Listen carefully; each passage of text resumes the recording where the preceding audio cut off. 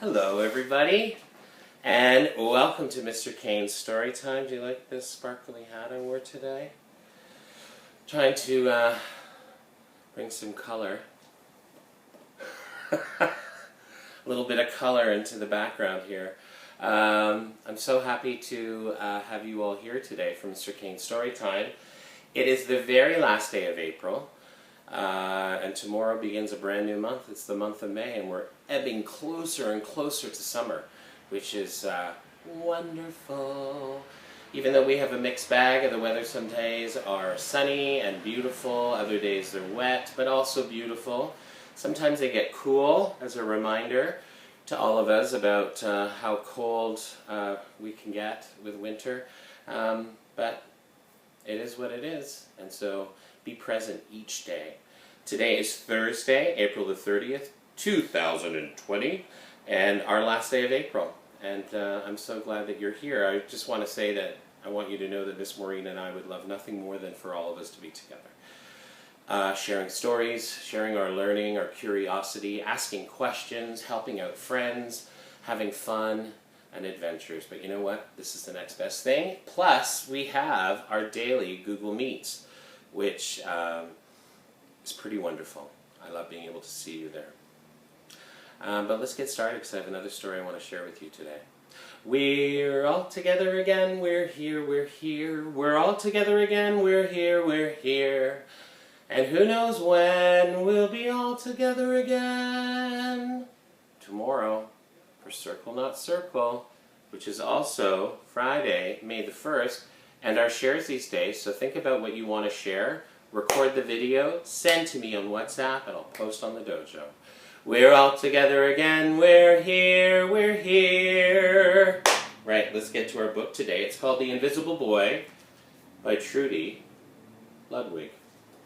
And of course, look, a sleeve. Sometimes it reveals different art, sometimes the art is the exact same. So let's find out what this story is about.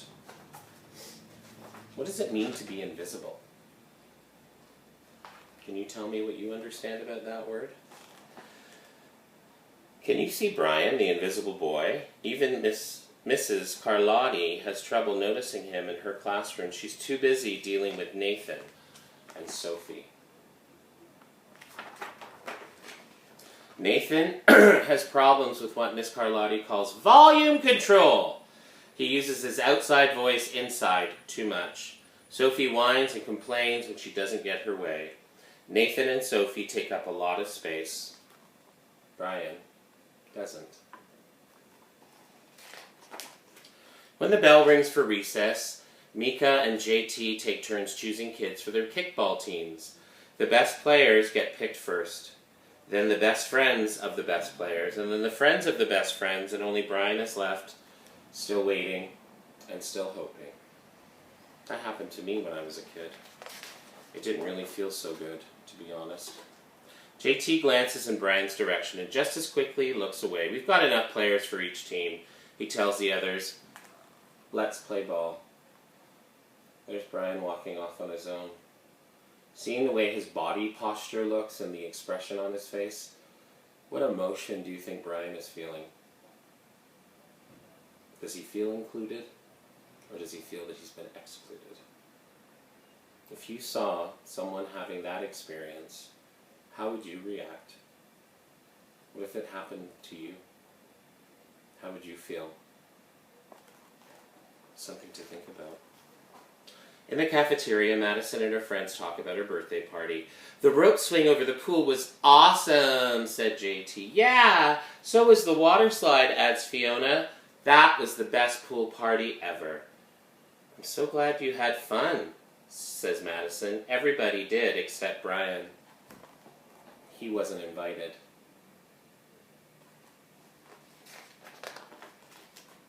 At choosing time while the other kids play board games and read, Brian sits at his table doing what he loves the best. He draws fire-breathing dragons, scaling tall buildings. Thank you for toasting my marshmallow. He has a funny sense of humor. Space aliens locked in intergalactic battles. I got you now. Greedy pirates digging for treasure. Crackers, arg. Yay! superheroes with the power to make friends wherever they go. Hi! Hi, friend. Have a cookie.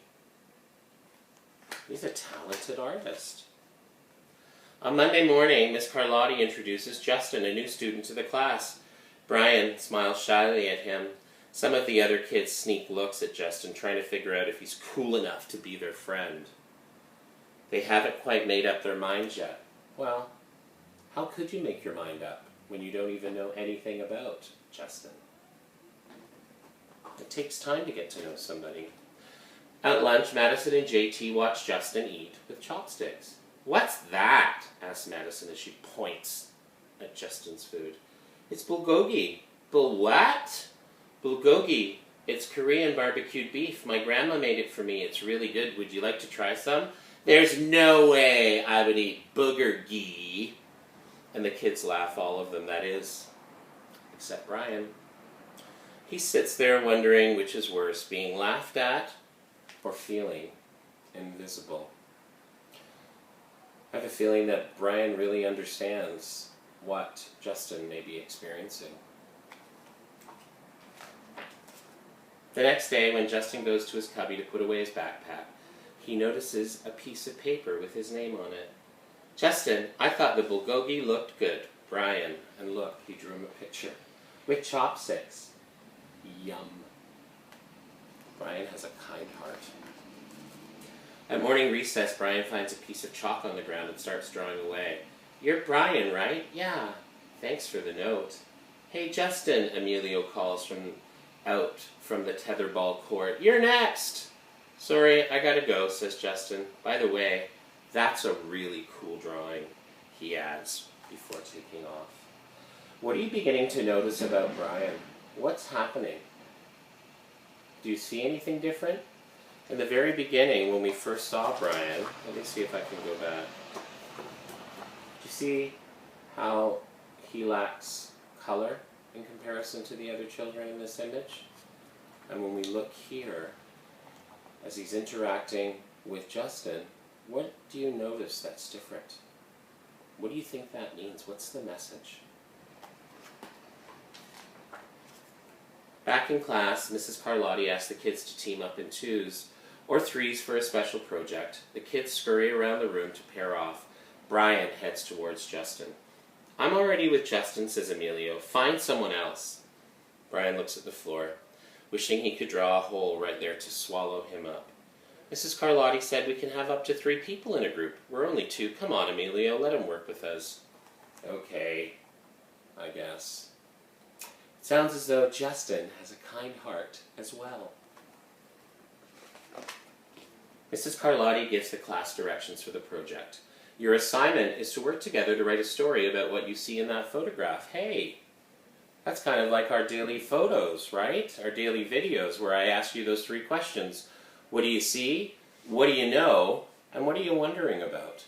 And then I provide that link for you to investigate. And if you have more questions, I give you more links to learn. And then you share with me all of the new knowledge, and I share that with the class to inspire everybody.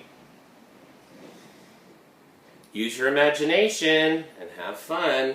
Whoa, cool, says Emilio. What kind of people do you think would live in a house like that? I don't know, but I bet Brian could draw them to go with our story, said Justin. Brian smiles as he takes out his lucky pen. Look at Brian here.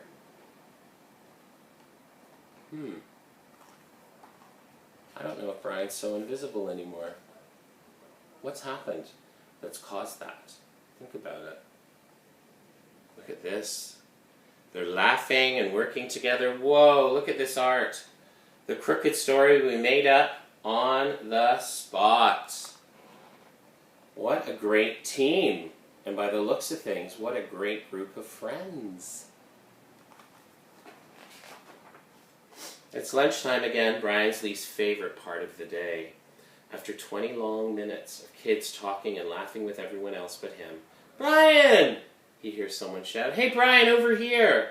Brian turns and sees Justin waving him over. Emilio nods at Brian as he makes room for him.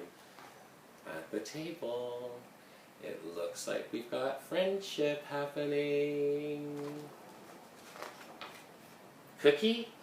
Thanks. Maybe, just maybe, Brian is not so invisible after all. I hope you like that story. I certainly do. What do you think the message the author was trying to get across to us? Think about it. Maybe discuss it with someone at home about what you think the message the author was trying to share with us. When you see someone not being included in play, what do you do? Do you ignore them? Or do you encourage them to join and play with you? Share your memories, share your stories with me on WhatsApp, and I will post on the dojo, and hopefully we can get a whole collection of strategies that we can use that are based in kindness that come from our heart. Thank you so much for joining me today on Mr. Kane's Storytime. I hope you have a wonderful day of learning this Thursday, and know that tomorrow is Friday. Friday! And if you have sharesies, get your videos in so I can post those on the dojo.